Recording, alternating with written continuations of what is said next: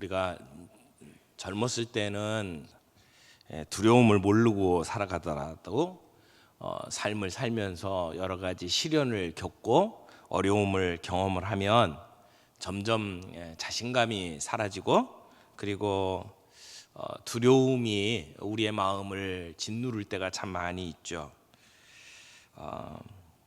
우리 앞에 패배의 먹구름이 잔뜩 끼이고, 그리고 우리가 알지 못하고 생각해 보지도 못했던 것들에 대한 두려움이 우리의 마음속에 증폭되곤 합니다.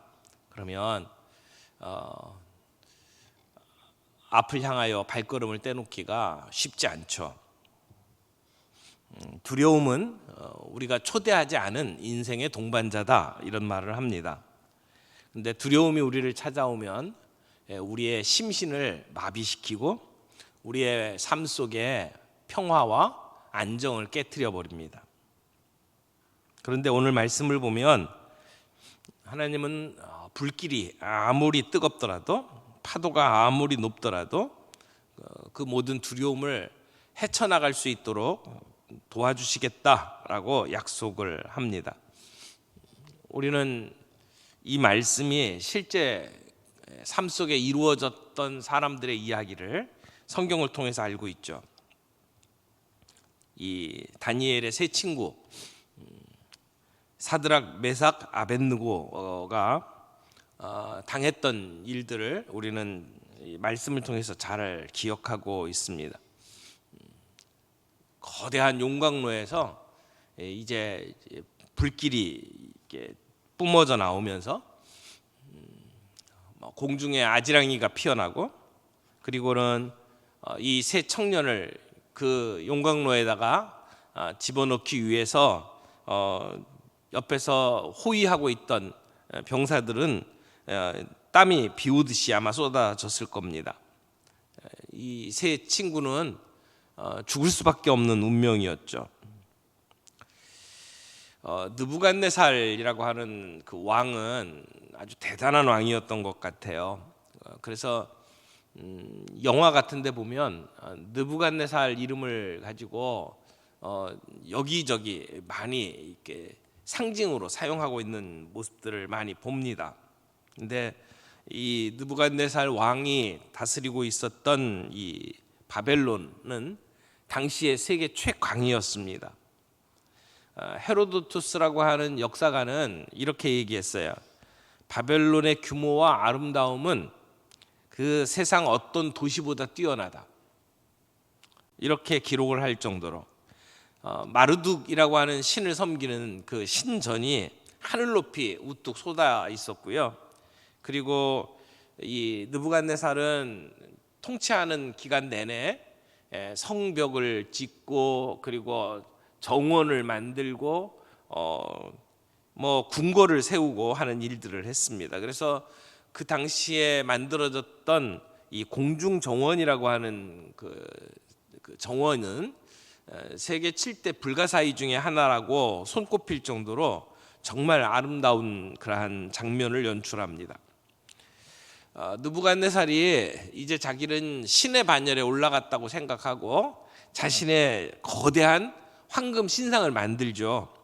높이가 27m에 달하는 아주 높은 신상을 세우고 온 세상에 이 느부갓네살의 영광을 드러내기를 원했습니다. 그래서 그 제국에 있는 모든 사람이 그 신상 앞에 절을 하도록 명령을 했죠.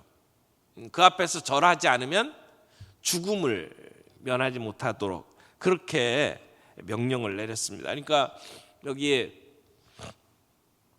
다니엘의 세 친구도 예외가 아니었죠. 예루살렘에 포로로 잡혀와서 예루살렘에서 포로로 잡혀와서 바벨론의 모든 궁궐 문화를 익혔습니다. 그리고 왕의 신하로 일했습니다. 그러니까 신하로 일을 하면서 많은 특권을 누리기도 했지만 느부갓네살 왕의 명령 앞에는 절대 복종해야 될 그러한 상황에 놓여 있는 사람 아닙니까? 그런데 그 히브리 청년들이 뛰어나니까 옆에서 늘 질투하고 시기했던 다른 사람들이 이 청년들을 제거할 음모를 꾸미기 시작을 했죠. 그래서 이 사드락과 메삭과 아벳느고가 그 왕의 칙령을 어기고 함께 절해야 되는데 절하지 않았다라고 일러 바쳤습니다. 그리고 그 말을 들었던 왕은 분노를 터뜨리면서 당장 그들을 잡아오라고 명령을 했죠. 아마 그렇게 해서 포박되어 가지고 끌려가는 이 히브리 청년 셋, 아마 두려움이 가득했을 겁니다. 그런데 그들이 취한 태도를 좀 볼까요? 다니엘서 3장 16절에서 18절까지의 말씀을 좀 같이 보겠습니다. 다니엘 3장 16절에서 18절. 사드락과 메삭과 아벳느고가 왕에게 대답하여 이르되 느부갓네살이여, 우리가 이 일에 대하여 왕에게 대답할 필요가 없나이다. 17절. 우리가 섬기는 하나님이 계시다면 우리를 맹렬히 타는 풀무불 가운데에서 능히 건져내시겠고 왕의 손에서도 건져내시리이다. 그렇게 하지 아니하실지라도 왕이여, 우리가 왕의 신들을 섬기지도 아니하고 왕이 세우신 금신상에게 절하지도 아니할 줄을 아옵소서. 여러분, 지금 이렇게 말하고 있는 이 세 청년을 한번 생각을 해보세요. 얼마나 단호합니까? 태도가 두려워하지 않습니다. 하나님이 우리를 구원하실 수 있습니다. 우리를 구원하실 겁니다. 아니 그렇게 하시지 아니하더라도 우리는 왕의 신들, 그리고 왕이 세우신 그 신상 앞에 절하지 아니할 겁니다. 정말 두려움이 없이 용기 있게 하는 말 아닙니까? 아마 그 이야기를 들었던 거기 그 자리에 있었던 사람들은 모두가 자기 귀를 의심했을 거예요. 이제 왕의 권위 앞에 그렇게 도전하는 것은 죽음을 의미하잖아요. 느부갓네살 왕도 더 이상 이 세 사람의 무례를 그냥 두고 지나갈 수가 없었습니다. 그래서 그 용광로의 온도를 보통 때보다 7배나 더 뜨겁게 해서 그들을 처형하라고 명령을 했죠. 얼마나 그 불길이 뜨거웠는지 왕의 명령을 수행하던 그 옆에 호위병들이 불에 타 죽고 말았습니다. 이제 이 세 청년이 곧 불길에 휩쓸리고 그리고 재로 변할 처지에 놓여 있잖아요. 그런데 느부갓네살이 용광로 안을 이렇게 주시하면서 깜짝 놀랍니다. 너무나 뜻밖의 장면이 펼쳐지죠. 그래서 그 측근들에게 이렇게 물어봅니다. 다니엘서 3장 24절 25절입니다. 그때에 느부갓네살 왕이 놀라 급히 일어나서 모사들에게 물어 이르되 우리가 결박하여 불 가운데에 던진 자는 세 사람이 아니었느냐 하니 그들이 왕에게 대답하여 이르되 왕이여 올소이다 하더라. 25절. 왕이 또 말하여 이르되 내가 보니 결박되지 아니한 네 사람이 불 가운데로 다니는데 상하지도 아니하였고 그 넷째 모양은 신들의 아들과 같도다 하고. 아멘. 여기 보면 사드락과 메삭과 아벳느고는 불 가운데 타 죽지 않았습니다.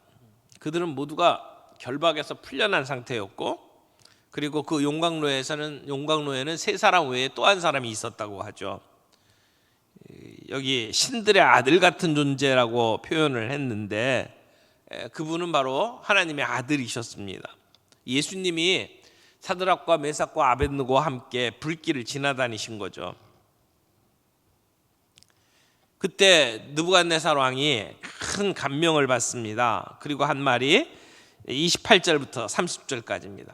느부갓네살이 말하여 이르되 사드락과 메삭과 아벳느고의 하나님을 찬송할지로다. 그가 그의 천사를 보내사 자기를 의뢰하고 그들의 몸을 바쳐 왕의 명령을 거역하고 그 하나님 밖에는 다른 신을 섬기지 아니하며 그에게 절하지 아니한 종들을 구원하셨도다. 29절. 그러므로 내가 이제 조서를 내리노니 각 백성과 각 나라와 각 언어를 말하는 자가 모두 사드락과 메삭과 아벳느고의 하나님께 경솔히 말하거든 그 몸을 쪼개고 그 집을 거름토로 삼을지니 이는 이같이 사람을 구원할 다른 신이 없음이니라 하더라. 왕이 드디어 사드락과 메삭과 아벳느고를 바벨론 지방에서 더욱 높이니라. 여러분, 이 놀라운 이야기, 불 속에서 살아난 세 사람의 이야기입니다. 불이 그들의 몸을 상하지 못하게 했고 그을린 흔적조차 없었습니다. 그래서 그들이 가지고 있었던 그 신앙은 바벨론 전 제국에 전파되었고 그들은 더 높아졌습니다. 그들이 그런 용기를 가질 수 있었던 원인이 어디에 있을까요? 그렇게 담대하게 행동할 수 있었던 그러한 근거, 그것은 하나님의 약속에 있었습니다. 하나님의 약속. 유다 왕국이 바벨론에 멸망하기 전에 이사야라고 하는 선지자가 있었죠.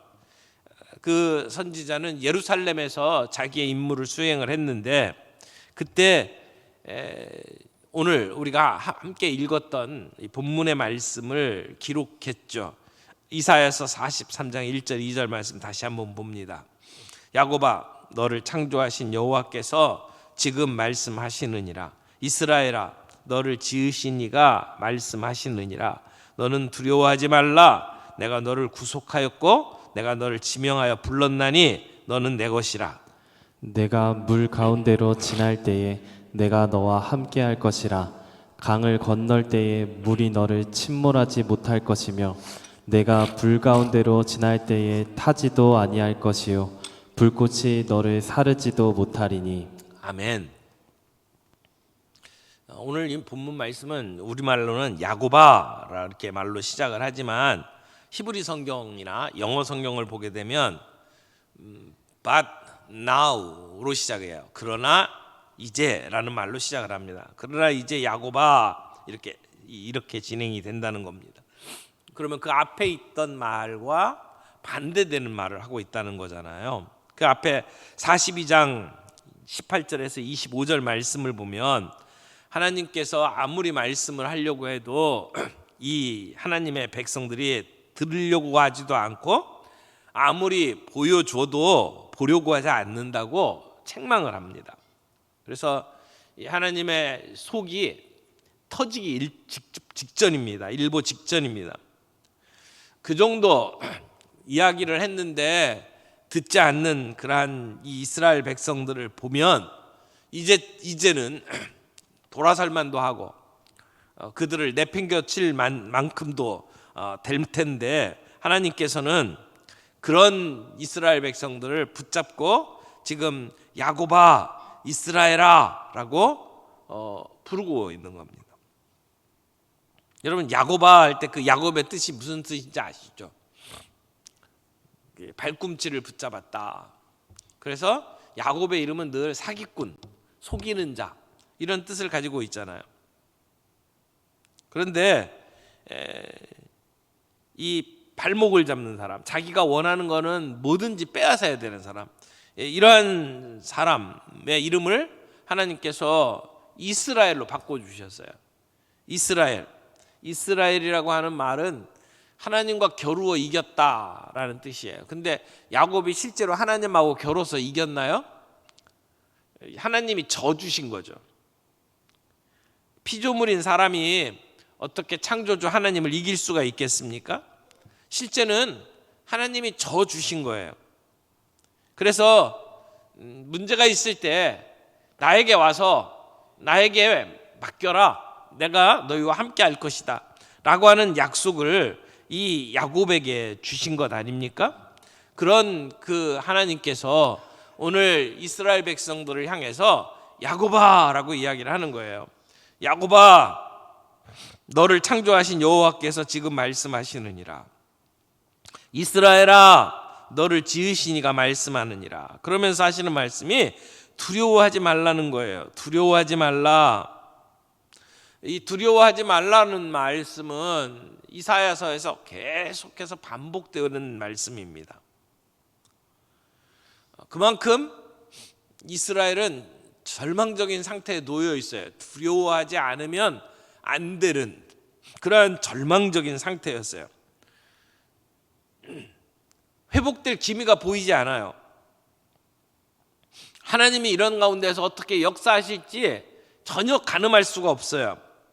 그런데 하나님께서는 그런 포기하기 쉬운, 좌절하기 쉬운 그런 자리에 놓여 있는 이스라엘 백성들에게 아직 끝이 아니다. 끝날 때까지는 아직 끝이 아니다. 라고 말씀을 하는 것 같아요. 왜 그렇게 말씀을 합니까? 이 본문 말씀을 보면 두려워하지 말라. 내가 너를 구속하였고 내가 너를 지명하여 불렀나니 너는 내 것이라. 여기 구속했기 때문이다 라고 얘기하죠. 여러분, 이 구속이라는 말이 일반적으로 사용되지 않는 말이잖아요. 우리 일반 세상에서는 구속됐다 그러면은 뭐 잡혀가지고 감옥에 갇혔다 이런 뜻으로 대부분 알고 있잖아요. 여기서 말하고 있는 이 구속은 그런 말이 아니에요.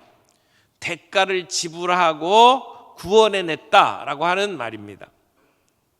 그래서 구속이라고 하는 것은 가까운 친척이 그 사람이 잃어버렸던 재산을 되찾아 줄 때, 또는 노예의 신분으로 전락한 사람을 돈을 주고 해방시켜 줬을 때, 본래 가졌던 땅을 다시 돌려줄 때, 또 후손을 낳아서 가문을 잇도록 할 때, 억울한 죽임을 당한 사람의 원한을 풀어줄 때, 그럴 때 사용하는 단어가 구속이라고 하는 단어예요.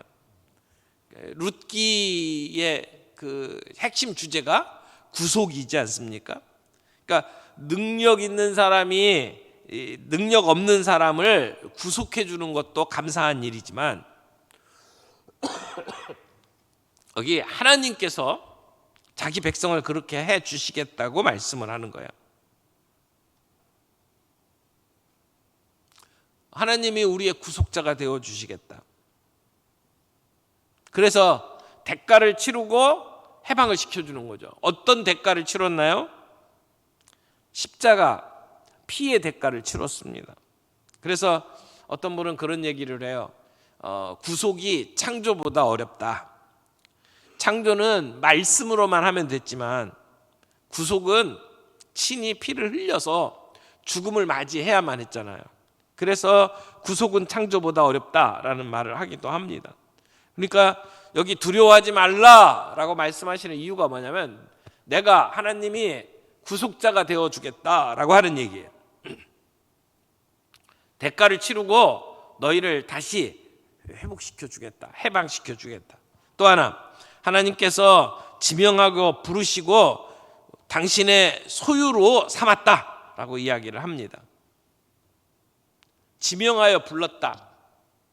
우리가 지명했다라는 말을 종종 신문지상에서 많이 듣죠. 뭐 대통령이 개각을 하면서 누구를 장관으로 지명했다, 뭐 이런 얘기들 하잖아요. 사람들은 대통령이 자기를 불러서 자기에게 어떤 힘 있는 자리를 주고 함께 일하자고 이야기하는 것을 학수고대합니다.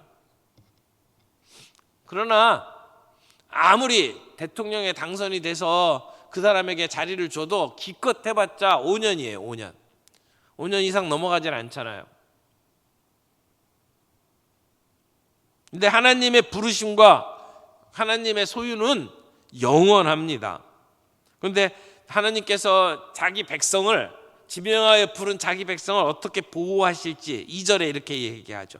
내가 물 가운데 지날 때에 내가 너와 함께 할 것이라. 강을 건널 때에 물이 너를 침몰하지 못할 것이며 내가 불 가운데 지날 때에도 타지도 아니하고 불꽃이 너를 사르지도 못할 것이다. 여기 보면 여러 가지 종류의 어려움이 등장합니다. 여기 물 가운데 지나가죠. 그 다음에 불 가운데 또 지나가죠. 불꽃이 너를 사르지도 못한다라고 이야기를 합니다. 그러니까 물, 강, 불, 불꽃 이런 이야기들을 합니다. 크게 따지면 물과 불인데, 이 물과 불이라고 하는 것은 우리가 세상에서 당하는 어려움과 고통을 상징하는 표현이에요.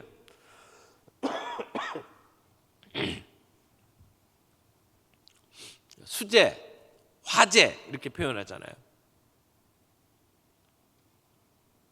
여러분, 엄청난 쓰나미로 덮이는 장면들을 우리가 종종 뉴스를 통해서 듣습니다.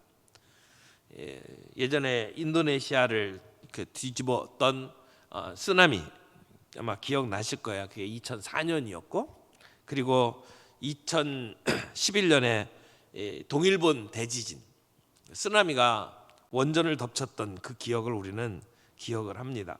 그런데 그 동일본 대지진이 일어난 지 13년째 된 올해 1월 1일 또 일본의 노토 반도에 7.6 강진이 일어났죠.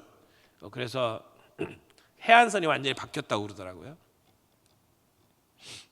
지금도 계속해서 이 집안이 흔들리고 굉장히 많은 어려움을 겪고 있다는 것을 우리가 뉴스를 통해서 듣습니다. 거대한 파도가 육지로 밀려드는 것을 버텨낼 수가 없죠. 근데 주님 뭐라고 얘기합니까? 물이 너를 침몰하지 못할 것이다. 이 물이 너를 침몰하지 못할 것이다 라고 하는 말을 들으면 떠오르는 성경 이야기 있죠. 모세와 함께 건넜던 홍해바다, 여호수아와 함께 건넜던 요단강. 불은 광야를 지날 때에 이스라엘 백성들의 모습을 연상하게 만들어요. 여러분, 광야에는 아무것도 없어요. 머리를 이렇게 숨길 만한 데가 없잖아요. 그냥 온 햇볕을 그냥 온 몸으로 받을 수밖에 없어요. 그런 가운데 낮에는 뜨겁고 밤에는 무지하게 춥고 살아날 수가 없는 것. 그러니까 물과 불 이렇게 이야기를 하면 사람이 살아날 수가 없는 환란을 이야기를 하는 겁니다. 우리나라 말에도 산전수전 다 겪었다 뭐 이런 표현을 쓰는데, 우리가 인생을 살다 보면 정말 도무지 건널 수 없을 것 같은 고난의 산을 만나기도 하고 건널 수 없을 것 같은 그런 환란의 강을 건널 때가 있습니다. 그러나 우리가 지나고 나면 하나님께서 그 산을 넘게 해주셨고 하나님께서 그 강을 건너게 해주셨다, 우리는 그렇게 인정하지 않을 수가 없죠. 우리의 인생에도 강의 위험 그리고 불의 위험들이 있습니다. 우리의 삶 속에 괴로움과 슬픔, 비극들이 존재합니다. 코로나에 걸리는 것에는 믿는 사람이든 안 믿는 사람이든 관계없이 다 걸리는 것 아닙니까? 믿는 사람도 걸리면 죽습니다. 그러나 본문에서는 우리가 어떤 상황에 있든지 상관없이 하나님은 우리와 함께 해 주신다고 약속을 했어요. 내가 너와 함께 해 주겠다. 불 가운데 지날 때에도 타지도 아니할 것이요 불꽃이 너를 사르지도 못하리니. 여기 그 이사야가 외치면서 전해준 하나님의 말씀을 이 사드락과 메삭과 아벳느고는 기억하고 있었던 겁니다. 그 약속을 붙잡고 담대하게 느부갓네살 왕 앞에서 자기의 소신을 밝힌 거죠. 그래서 여기 말씀처럼 불에 타지도 않고 연기에 그을릴 흔적조차 없었던 겁니다. 우리도 살다 보면 이런 불시련을 만날 때가 있습니다. 살아날 가능성이 없는 것 같은 너무나 고통스럽고 두려운 상황들이 우리에게 있을 수 있다는 거죠. 그것이 어떤 사람에게는 병일 수도 있고 어떤 사람에게는 결혼이 깨어지는 이혼의 문제일 수도 있고 어떤 사람에게는 사랑하는 사람과 헤어지는 그러한 사별의 아픔일 수도 있고 직장을 잃어버리는 문제일 수도 있어요. 우리를 사르겠다고 으르렁거리며 위협하는 모든 것은 불시련에 해당하는 겁니다. 때로는 쓰나미처럼 우리에게 달려들어서 우리의 모든 것을 휩쓸어 갈 것처럼 보이는 그러한 삶의 문제들, 우리가 그것을 볼 때 우리는 겁에 질리지 않을 수가 없죠. 그런데 주님은 그게 물이든 그게 쓰나미든 그게 불이든 우리를 보호하시겠다고 약속을 했어요. 물 가운데 지날 때에 내가 너와 함께 하겠다. 여기 내가 너와 함께 하겠다라고 하는 말씀이 오늘 우리 모두에게 위로가 되기를 바랍니다. 예수님이 사드락과 메삭과 아벳느고와 함께 하셔서 그들을 불에 타 죽지 않게 하셨어요. 그들은 용광로에 던져졌지만 예수님이 그들과 함께 있었습니다. 그들은 혼자가 아니었어요. 불시련을 당할 때에, 물시련을 당할 때 결코 혼자가 아니었단 말입니다.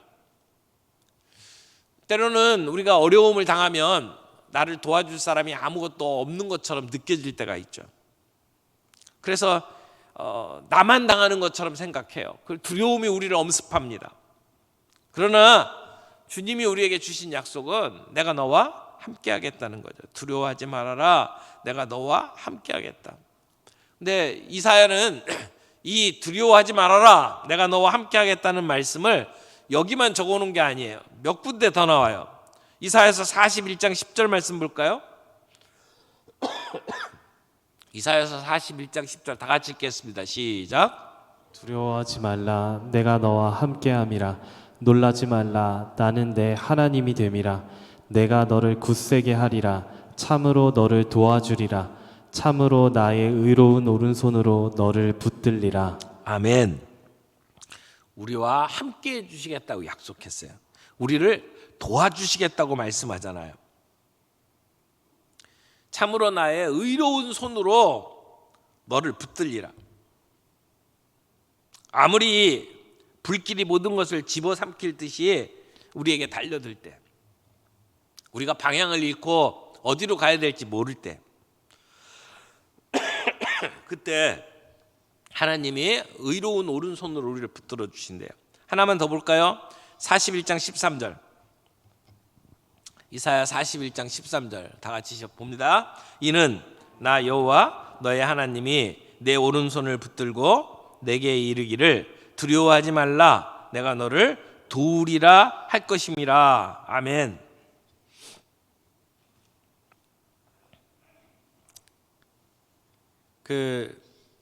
어떤 책에 보니까 이런 이야기가 있더라고요. 애슐리 스미스라고 하는 사람이 새로운 아파트에 이사한 지 얼마 안 됐을 때예요. 차에서 내려서 문을 열고 집으로 들어가려고 하는데 한 남자가 어둠 속에서 자기의 모습을 드러냈습니다. 권총을 그녀의 머리에 겨눈 채 집 안으로 밀고 들어갔어요. 얼마나 놀랬겠어요. 극도의 공포를 느꼈겠죠. 근데 이 애슐리를 인질로 잡은 사람은 강간 살인범이었습니다. 브라이언 니콜러스라고 하는 사람이었는데 뉴스에 나오던 사람이에요. 그 범인의 정체를 알게 된 그 애슐리가 더욱더 공포에 떨었겠죠. 니콜라스라고 하는 이 사람은 불과 몇 시간 전에 아틀란타 법정에서 판사와 보안관을 포함해서 4사람을 살해하고 탈출을 시도한 다음에 지금 이 애슐리 집까지 온 거예요. 이 애슐리는 26살이었고 싱글, 결혼했다가 남편이 세상을 떠나고 그리고는 마약, 알코올 중독을 경험을 하고 이제 그걸 극복하기 위해서 새 출발을 시작한 상태였습니다. 근데 그런 위험한 상황 속에서 애슐리가 하나님께 하나님 용기를 주세요. 그렇게 기도를 했습니다. 그 강간 살인범과 하룻밤을 같이 지내는 동안에 애슐리가 천천히 이 니콜라스를 안심을 시켰고 그리고 그 사람에게 더 이상 탈출을 시도하지 말고 다른 사람 더 이상 해치지 말고 다시 감옥에 돌아가서 하나님의 말씀을 전하라고 설득을 했습니다. 그러면서 애슐리가 아침에 니콜라스에게 팬케이크를 구워주면서 그 사람을 설득을 하는 거예요. 그때 이 강간범이 애슐리에게 이렇게 얘기를 했답니다. 당신은 하나님이 나에게 보내준 천사요. 하나님이 내게 보내준 천사요. 이런 얘기를 했대요. 더 이상 사람 해치지 말라라고 간곡하게 이야기하는 그 애슐리의 말에 마음이 움직인 거죠. 그래서 결국은 그녀를 놔주고 그리고 경찰에 투항을 했습니다. 애슐리 스미스가 이 두려운 상황 속에서 그렇게 침착하게 용기를 가지고 하나님의 말씀을 전하고 그 사람을 설득해서 더 이상 사람들이 피해가 없도록 만들었다라고 하는 것이 그 지역 그 신문에 보도가 되었습니다. 그때 애슐리가 그런 얘기를 했어요. 그가 더 이상 사람을 해치지 못하도록 하나님이 그를 내 집 앞에 데려다 주셨다라고 이야기를 했습니다. 여러분, 우리가 그런 상황이 되면 사실 생각이 마비가 되잖아요. 패닉 상태에 이를 경우가 참 많아요. 어떻게 해야 될지 모르잖아요. 그런데 그런 상황 속에서도 하나님께서 침착하게 대처할 수 있도록 용기를 주셨다라고 하는 것을 우리들의 삶 속에서, 실제적인 삶 속에서 경험할 때가 참 많이 있습니다. 이것이 하나님의 약속입니다. 하나님이 우리에게 주신 이 약속이 그냥 단지 사드락과 메삭과 아벳느고에만 해당되는 게 아니죠. 오늘 이 시대를 살아가는 우리들에게도 주시는 하나님의 약속이라고 믿습니다. 그래서 우리의 삶 속에 그 어떤 어려움과 힘든 일이 있다 할지라도 그때 주님께 의지하고 주님께 간구하면 주님이 불 가운데에서도 물 가운데에서도 내가 너와 함께 하겠다라고 하셨던 그 약속을 우리가 붙잡고 담대하게 나갈 수 있도록 하나님께서 우리에게 용기를 주시고 힘을 주신다라고 하는 것을 우리가 정말 실제 삶 속에서 경험하면서 살아갈 수 있는 저와 여러분들이 되기를 바랍니다.